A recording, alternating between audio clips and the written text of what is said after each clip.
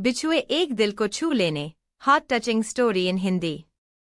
वाली देवेश शर्मा और उनकी पत्नी माधुरी के गहरे प्यार और त्याग की कहानी है, जिनका रिश्ता जीवन और मृत्यु से परे है। यह कहानी की कल्पना और लेखन आंचल ब्रिजेश मौर्य ने किया है, जो पारिवारिक गतिशीलता, निस्वार्थ भक्ति और जीवन के अंतिम अलविदा के मार्मिक क्षणों की बारीकियों को खोजती है। देवेश जी, यह आप क्या कर रहे हैं? भाभी जी के बिछुए और चूड़ियां क्यों निकल रहे हैं? यह तो उनके सौभाग्य की निशानी है, उनके साथ ही जाने चाहिए। भरा पूरा परिवार दे गई आपको। दो बेटा है, वह भी नौकरी वाले, फिर भला आप उनके बिछुए क्यों उतार रहे हैं? आपको किस बात की कमी है? इसे रहने दे। देवेश शर्मा। जैसा नाम वैसा ही सरल स्वभाव, सीधे सच्चे और मृदुभाषी। कभी किसी जानवर को भी तेज आवाज में ना बोलने वाले, लोगों से मित्रता और स्नेह इतना कि लोगों की भीड़ हमेशा लगी रहती उनके दरवाजे पर। शर्मा जी बैंक में क्लर्क थे। आज से 50 से 60 साल पहले पढ़े लिखे लोग ही ज्यादा नहीं थे, तो बैंक में नौकरी करने वालों की तो शान ही अलग थी। लेकिन शर्मा जी की सरलता की वजह से किसी को कुछ भी काम हो बिना कुछ सोच सीधे चला आता। रात के 9:10 बजे तक लोगों का, उनके घर लोगों का आना जाना लगा रहता था। ईश्वर ने उनकी जोड़ी भी खूब चुनकर बनाई थी।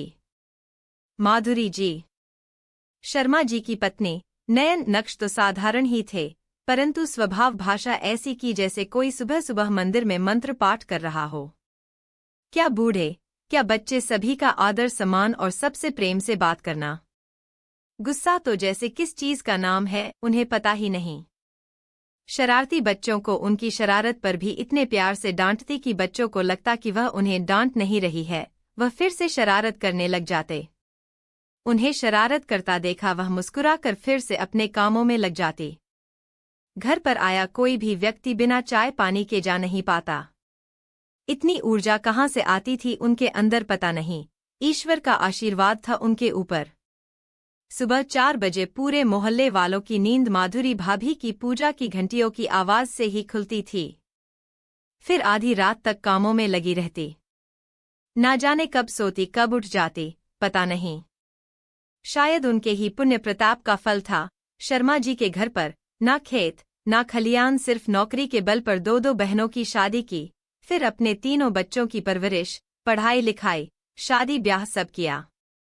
आस पड़ोस मोहल्ले में किसी के घर मांगलिक कार्य हो या कोई घटना, माधुरी भाभी वहां सहायता के लिए जरूर उपस्थित मिलती। उनके साथ ससुर यानी कि शर्मा जी के माता पिता तो माधुरी भाभी के गुणगान करते नहीं थकते। हाथों में ऐसी कला की बेकार चीज को भी साज सवार कर नया बना देती। सास ससुर तो ज्यादा दिन उनकी सेवा का सुख न उठा सके और जल्दी ही स्वर्गवास हो गया। अपने पीछे अपनी 2 जवान बेटियों को छोड़ गए, लेकिन माधुरी भाभी ने कभी भी अपने बच्चों और उनमें भेदभाव नहीं किया। अपने बच्चों जैसा प्यार दिया और अच्छे घर में दोनों का ब्याह किया। दोनों ही अपने अपने घरों में रच बस गई। धीरे धीरे बच्चे भी बड़े हो गए, बेटी का ब्याह हो गया, दोनों बेटों की नौकरी लग गई, उनका भी ब्याह हो गया। बड़े बेटे का ब्याह हुआ तो माधुरी भाभी ने घर की सारी जिम्मेदारी बहू को दे दी, बस पूजा पाठ और भजन कीर्तन में दोनों पति पत्नी रहते। कभी किसी चीज में रोक टोक नहीं करती, ना ही हिसाब रखती। बहू को अपनी बेटी की तरह मानती और उसे भी सारे कामों की पूरी आजादी दी थी। शर्मा जी भी अपनी पेंशन आते ही बहू के हाथ में रख देते, कभी कोई हिसाब नहीं करते। बहू तुम्हारा घर है, संभालो बेटा, हम लोगों ने बहुत दिन संभाला। शुरू में तो सब ठीक था, लेकिन धीरे धीरे बहू के व्यवहार में बदलाव आने लगा। छोटे बेटे की शादी के बाद तो घर का माहौल ही बदल गया। माधुरी जी हमेशा से संतोषी थी, किसी चीज के लिए कुछ कहा नहीं। बहुएं धीरे धीरे अपने परिवार और बच्चों में लगी रहने लगी। अब दोनों बूढ़े उन्हें बेकार लगने लगे। उन्हें लगता कि माँ और बाबूजी बेकार में तो 2 कमरे ले रखे हैं, एक पूजा के लिए और दूसरा रहने के लिए एक में रहते हैं। इसी बात को लेकर रोज बहुएं उन्हें सुनाती। एक दिन शर्मा जी और माधुरी भाभी ने अपना कमरा खाली कर दिया और बाहर बारामदे में रहने लगे। पूजा घर में अपना सामान रख दिया और दोनों पति पत्नी बारामदे में पड़े रहते। बहुओं को न उनके खाने पीने के समय का ध्यान ना ही किसी और चीज का। बुढ़ापे का शरीर धीरे धीरे और कमजोर होने लगा। कमजोर शरीर को बीमारियों ने अपना घर बना लिया। माधुरी भाभी अब बहुत बीमार रहने लगी, लेकिन फिर भी अपने नित्य के पूजा पाठ और व्रत उपवास को नहीं छोड़ सकी। वह पहले की तरह ही चलता रहा।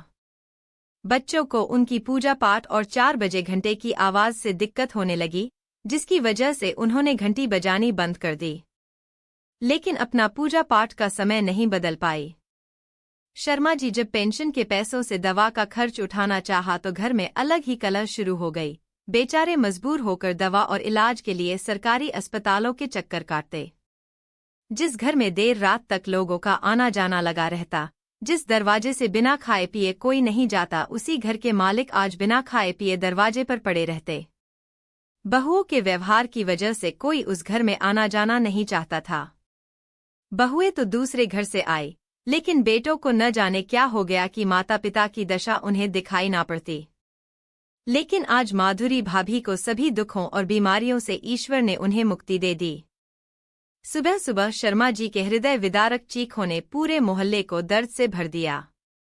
आज शर्मा जी के दरवाजे पर ऐसी भीड़ लगी थी कि हर कोई जैसे उस देवी के दर्शन करना चाहता है, जिसकी एक झलक मात्र से सभी दुखों का विनाश हो जाता है।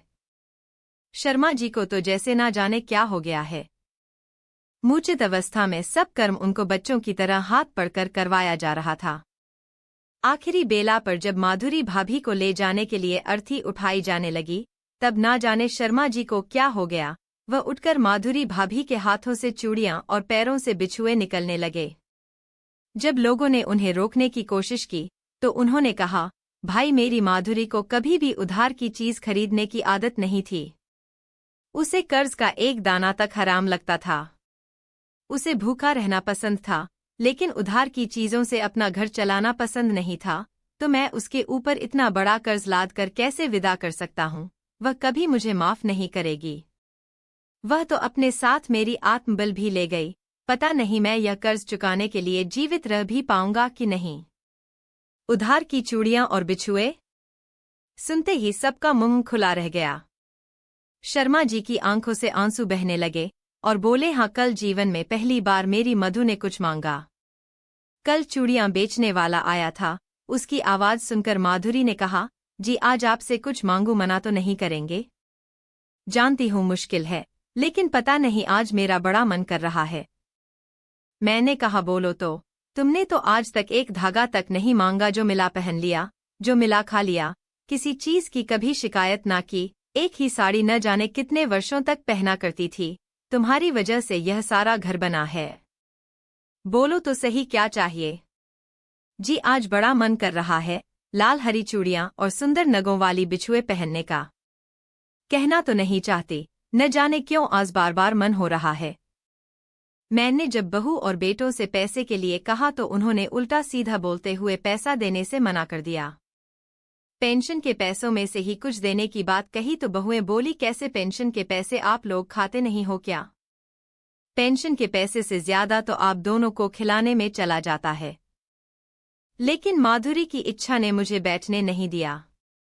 मैं उसकी छोटी सी इच्छा को पूरा करने के लिए तड़प उठा और उसे बिना बताए यह चीज उधार में ले आया।